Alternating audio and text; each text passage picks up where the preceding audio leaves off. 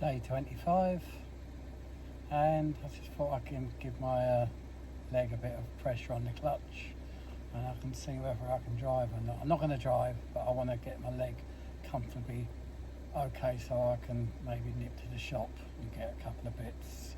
So here we go, in reverse. Oh, take the handbrake off. I've forgotten how to drive. There we go. Right. I know I shouldn't drive and use a phone, but I'm only on a parking bay. Okay, that's it. Okay, in neutral. Foot is going up and down. Yes, let's say. And then put it in gear and steer it and go forward.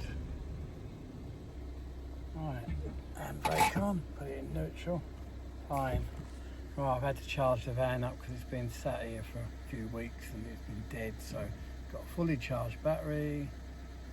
I'm able to press the clutch, so next time I need to go shopping, I'm going to go off down to my Lidl's, park up in the car park, get me bits and pieces. Not interested in going on a bus, you know, ain't the right thing. And happy days, it's progress. So progress is progress.